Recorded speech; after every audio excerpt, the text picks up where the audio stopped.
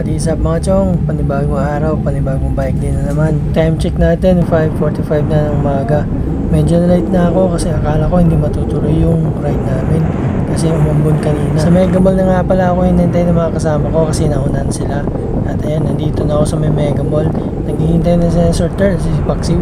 Tatlo lang kami mag-ride ngayon kasi yung iba may mga lakad pa. Ang ruta nga pala natin for today's bike ride is pupunta tayo ng UP.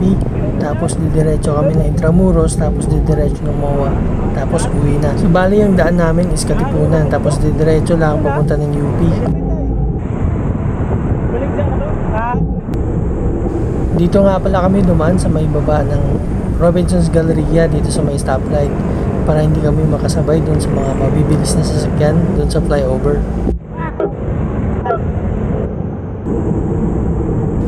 Pagkatapos dun sa mga stoplight, dire-diretso na kami at kumanan kami dito sa may white plates. Tapos dire-diretso papunta ng Katipunan.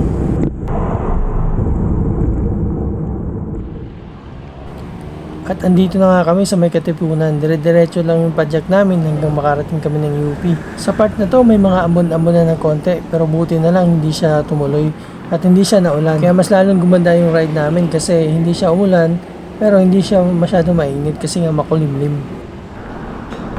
Okay naman yung daan dito sa may Katipunan. May mga part lang ng kalsada na masyadong malubag talaga. Tapos may mga manhole pa na malalalim. Meron din dito mga konting ahon. At least nakakapag 2 to 3% gradient kami na paahon. At dito nga sa may intersection na to, hindi pwedeng dumiretso kaya ginamitan na namin ng pinagbabawal na technique. Tatawid lang kami dun sa kabilang kalsada. Tapos ilalakad na lang namin yung bike namin patawid dun sa may pedestrian.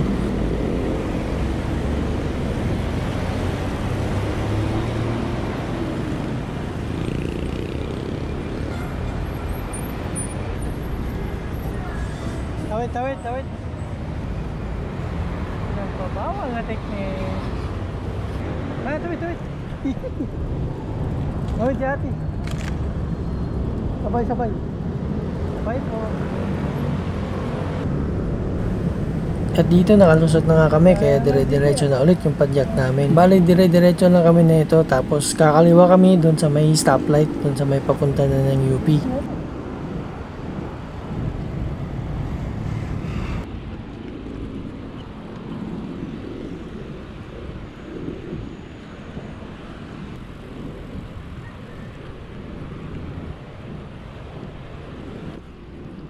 Sa part na to, di ko alam kung nasa UP na ba kami kasi first time ko naman pumunta dito.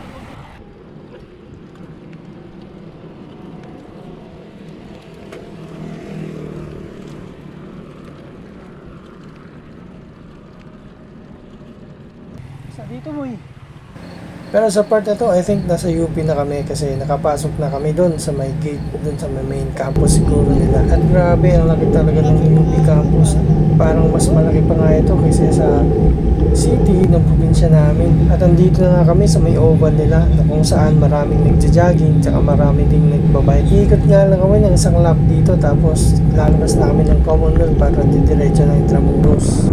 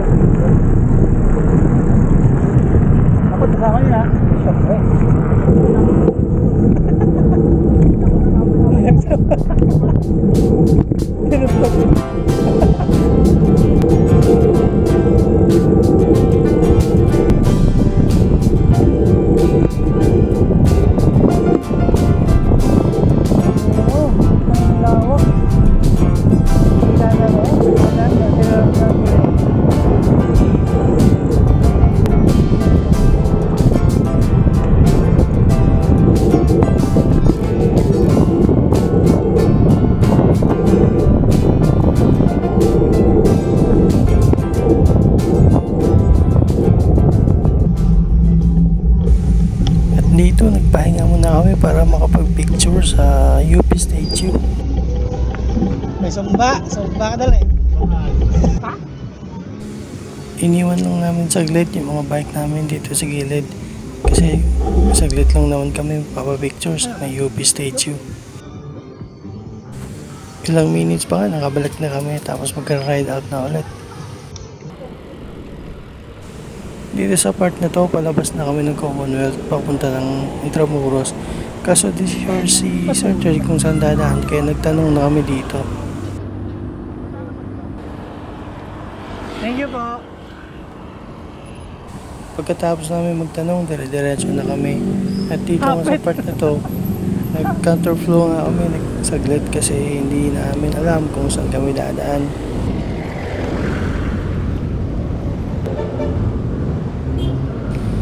At nakapasok nga kami dito sa may iskinitang to. Tapos dire-diretso lang kami, tapos kagaanan kami dito.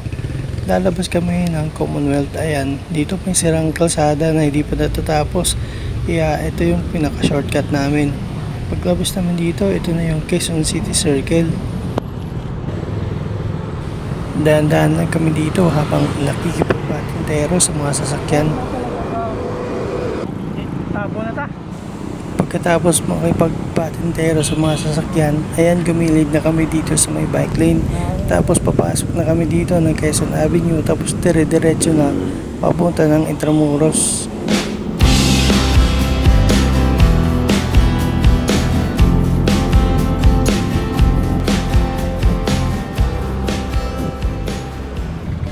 At dito nga paghinto namin sa may stoplight, may nakasabay kami mga siklista na magra-ride din papunta ng Cavite.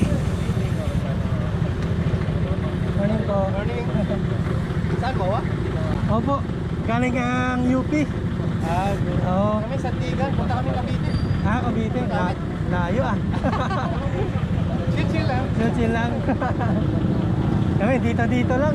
Okay. Mga pangmahina lang kami. Ano, balikan lang kayo? Oo, balikan lang. Ikot. Sumama ako first time. Ganun? Vlogger kayo, sir? Nag-ano lang, video lang. Ingat po kayo, sir. Ingat po.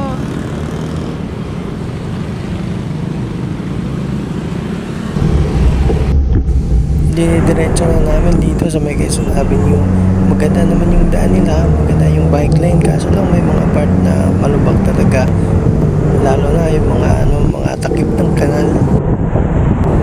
Dito sa part na to, nagsuot na ako ng tube mask kasi kahit maaga pa, marami ng mga sasakyan, tapos marami ng usok, lalo na't mga jeep yung nakakasabay namin sa kalsada. Pag nakita mo yung Torres sa may gitna, tapos pag lumampas ka yan, indication yan na nasa Espanya Boulevard ka na.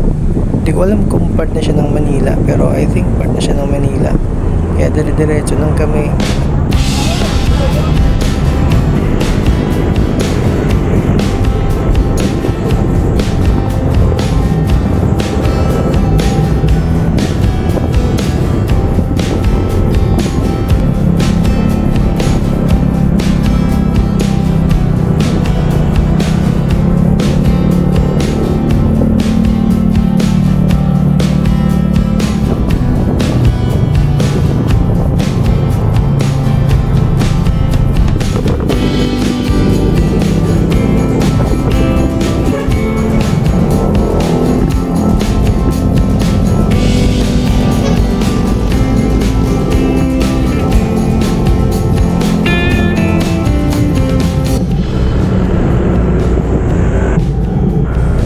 Pumapat siya kami, hindi namin namalayan na nandito na pala kami sa may Quiapo Church.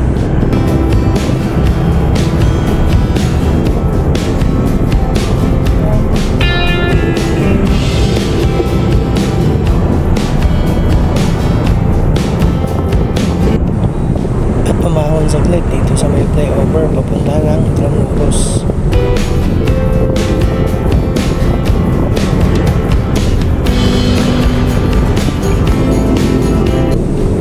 At dumaan dito sa may Manuel Quezon Memorial Bridge.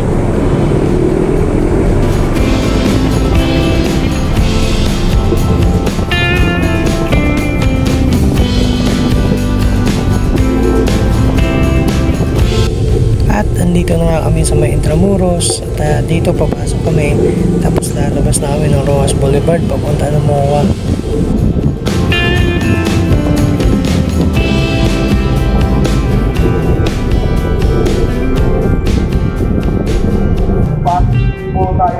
Dito sa part na to, di ko in-expect na mabubudol ako ng mga kasama ko.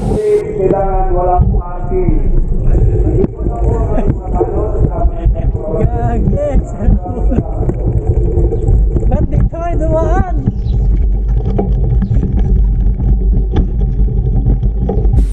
Nabudol ako kasi dito kami dumaan sa may mga bricks na daanan.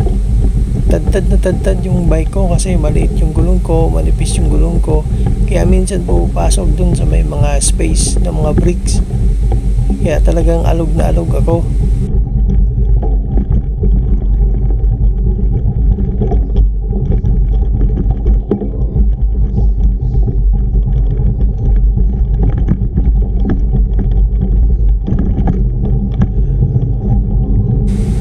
Pagkatapos dun sa sobrang lubak ng mga bricks na yun, nakaraos din.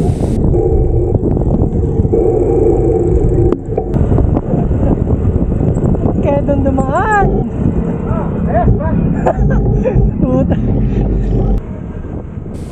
At ayan, nandito na nga kami sa may Rojas Boulevard. Tapos dire-diretso na kami papunta ng MOA.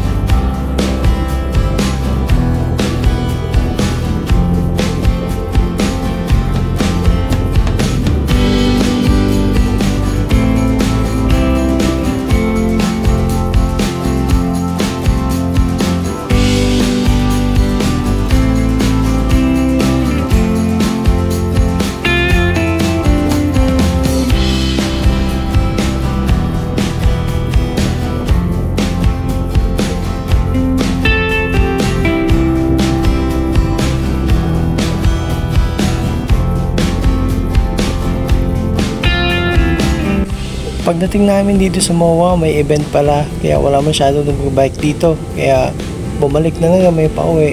Tapos dito kami dumaan sa may Jokno Boulevard, dito sa may location ni Pares Overload, tapos dire-diretso na kami pauwi.